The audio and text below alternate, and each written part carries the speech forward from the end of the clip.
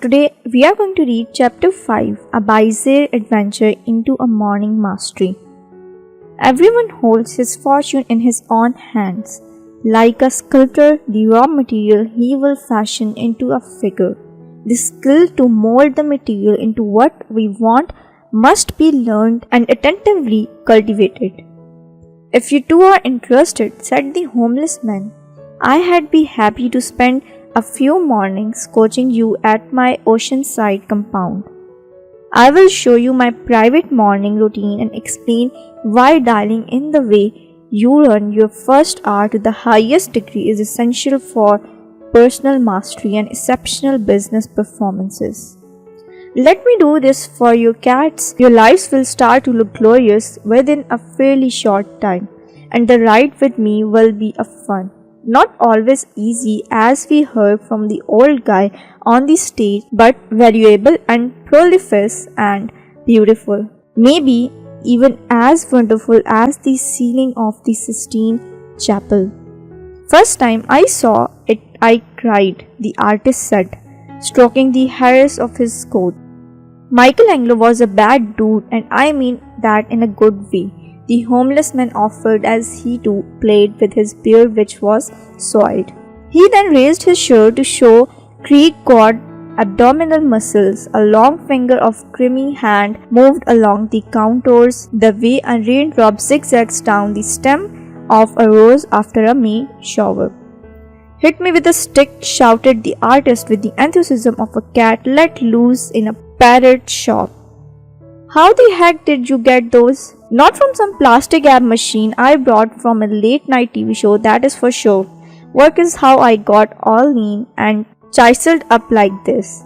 Plenty of push-ups, pull-ups, planks, sit-ups and seriously sweaty cardio sessions often on my special beach. The homeless man pulled out an obviously expensive leather wallet, then carefully removed from it a piece of plastic with a drawing on it. Here is what it looked like, so you see exactly what the entrepreneur and the artist saw in that moment. Without allowing for any responses from his two listeners, the disheveled drifter kept on speaking. Commitment, discipline, patience, and work. Values few believe in these days, where so many have an entitlement mentality, expecting a rich, productive, and a fulfilling life to just show up one day like a sparrow at the beginning of spring, and expecting everyone around them to invest the effort they are responsible for inputting. Where is the leadership in this way of operating? A society of adults behaving like spoiled little children is how I sometimes see our world right now. Not judging, just saying. Not complaining, just reporting. Hey cats, here is the point I am trying to make by letting you have a peek at my sculpted abs. Nothing works for those who don't do the work. Less talk and more do is what I say. Oh, and check this out. The hobo spun around and unbuttoned his hole-ridden shirt. On his firm, strided back was a tattoo with the words, Victims love entertainment. Victors adore education. Come hang with me at my place on a magical little island is the middle of fantastic ocean, 5 hours from the coast of Cape Town. He handed the entrepreneur the plastic card with the seaside scene etched on it. Those are my dolphins, he said, happily pointing to the hand-drawn image. The trip will be so worth it, he continued, the adventure of a lifetime for sure. Some of your most valuable and sensational moments ever will unfold there. You need to take a trust walk with me, people. I will teach you everything I know about a world-class morning ritual. I will help you both become members of the 5amClub. You will learn to rise early regularly, so you will get more done by noon than most of the people get done in a week. And so you will optimize your health, happiness and peacefulness. There is a reason so many of the great achievers of the world get up before the sun. It is the most special part of the day. I will explain how I used this revolutionary method to build my empire, and to be clear, empires arrive in many forms. Economic is just one of them. You can also create empires of artistry, productivity, humanity, philanthropy, personal freedom, and even spirituality. I will download pretty much everything I have been blessed to have been taught by the mentor who transformed my life. You will discover so much. You will be moved at the deepest level. You will see the world through an all new set of lenses. You will also eat the finest food and watch the most spectacular sunsets. You guys can swim in the sea, go snorkeling with the dolphins, and fly over the sugarcane stalks that dance in the wind in the helicopter I own. And should you both accept my heartfelt invitation to visit me, I insist you to stay at my home. My God, you are kidding me, right? Boomed the artist. It was becoming increasingly evident that, like many in his field, he was vigilant to the infinitesimal and carried a sensitivity born of latent pain. Those who feel more than most people sometimes believe they have been cursed. In fact, they have been granted a gift, one that allows them to sense what others miss, experience the delights that most neglect, and notice the majesty in ordinary moments. Yes, such people get hurt more easily, yet they're also the ones who create great symphonies, architect dazzling buildings, and find curses for the sick.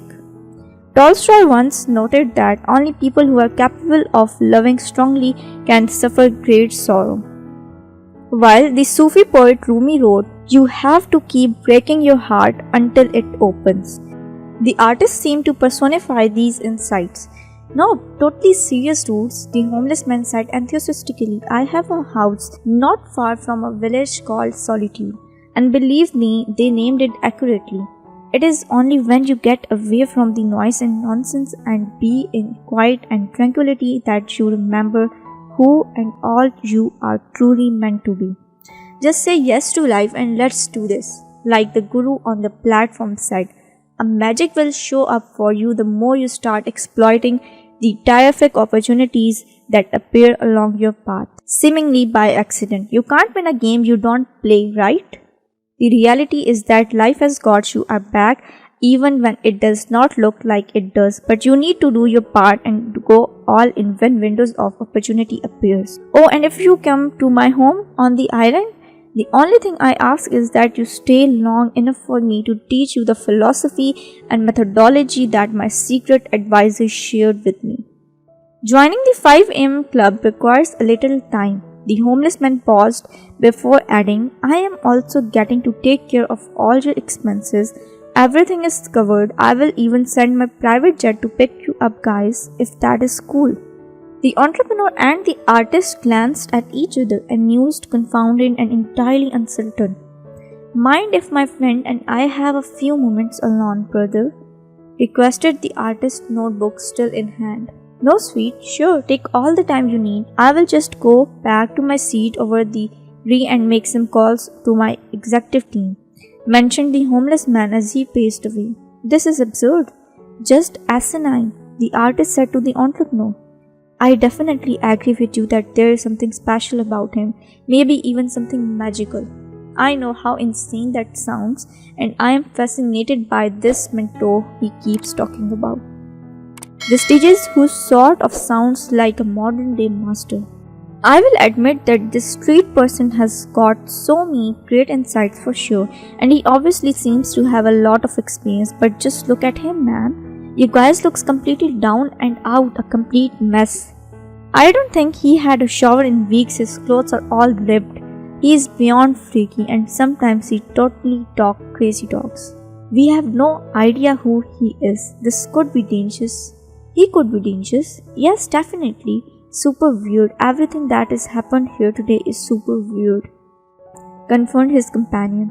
The entrepreneur is lean-faced and softened. Her eyes still seemed melancholic, though.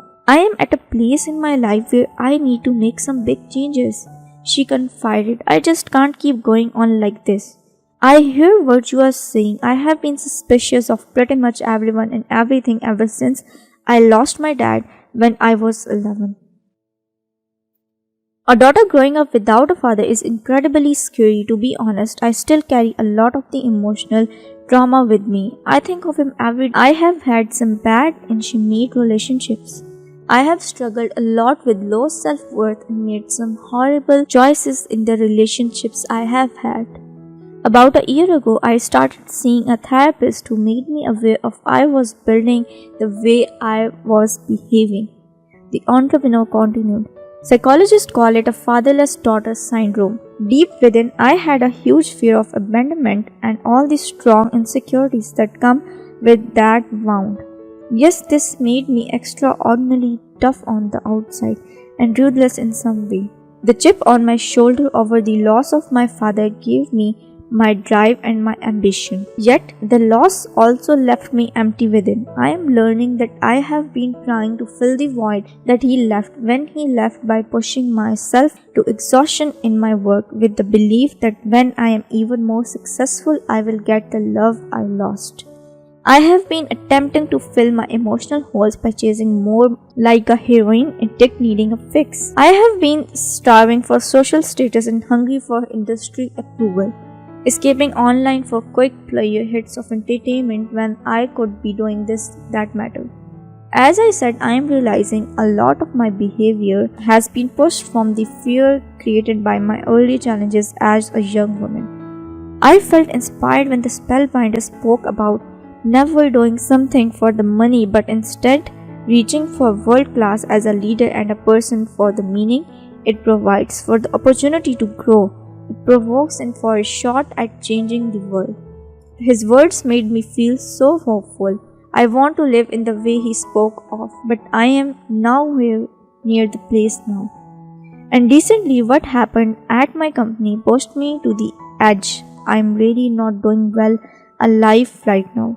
I only came to this meeting because my mom gave me a free ticket, and I am so desperate for a change. The entrepreneur took a deep breath. Sorry, she apologized, looking embarrassed. I hardly know you, so I am not sure why I am revealing all this to you. I guess I just feel safe with you. I am not sure why. I am so sorry. I am oversharing. No problem, said the artist. His body language showed he was engaged.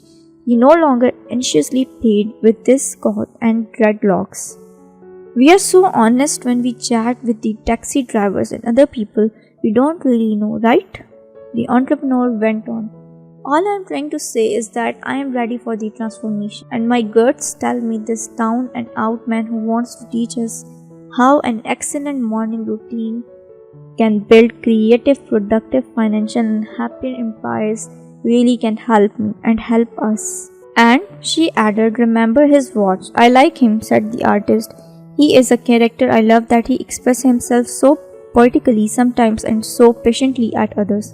He thinks so vividly and quotes George Bernard Shaw like his life depended on it. Really cool, but I still don't really trust him, the artist expressed as he punched a fist into an open palm again. Probably rip the watch off. So me, rich idiot. Look, I understand how you're feeling, responded the entrepreneur. A lot of me feels the same. And you? And I just met as well. I'm not sure what it would be like to go on this trip with you. I hope you don't mind me saying that. You seem like such a nice person. A few rough edges maybe. I think I understand where those come from, but you are good deep down. I know it. The artist looked mildly pleased. He glanced at the homeless man who was eating slices of avocado from a plastic bag. I will have to see if I can arrange my schedule to be away from the office so we can spend time with him, shared the entrepreneur as she pointed to the homeless man while he was munching on his snack. He was also talking to the relic on a mobile phone and staring at the ceiling. I'm starting to like the idea of spending some time near a village called Solitude on many tiny islands, eating fabulous food and swimming with the dolphins. I am beginning to feel this will be a phenomenal adventure. I am starting to feel more alive again. Well, now that you say it that way, I am liking the sound of this too, said the artist. I am beginning to think that there is a delicious insanity to all of this. A special opportunity to access a whole new universe of originality. This might be the best thing yet for my art. It makes me think of what the writer Charles Bukowski said, some people never go crazy, but truly horrible lives they must lead. And the Spellbinder did encourage us to leave the boundaries of our normal lives, so we grow into our gifts, talents and strengths. Some instinct is also telling me to do this, so if you go, I will go. Well, you know, but I will take the leap, it's done. I'm all in, let's go," pronounced the entrepreneur. "All in?" agreed the artist. They both stood up and made their way to the homeless man, who was now sitting with his eyes closed. "What are you doing now?" quizzed the artist. "Intense visualization of all I want to be in higher order life I wish to create. A Turkish fighter pilot once told me that before every flight, he had fly before we had fly." He was suggesting that meticulously rehearsing the way he and his team wanted the mission to unfold in the theater of his imagination set them to execute that vision of mastery in reality flawlessly. Your mindset is an enormously potent tool for private greatness, prodigious productivity, and creative victory, along with your heart set, health set, and soul set. I will teach you all about these remarkable concepts if you accept my invitation. Anyhow, back to why I closed my eyes. Nearly every morning I envision my ideal performance for the day ahead. I also reach deep into my emotions so I feel what it will feel like when I achieve the wins I have planned to accomplish. I lock myself into an extremely confident state where any form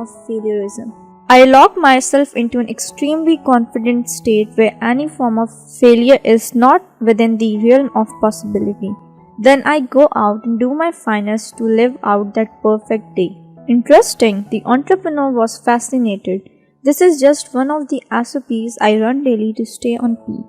Good science is confirming that this practice helps me upregulate my gene by turning on genes that were previously asleep. Your DNA is not your destiny, you know.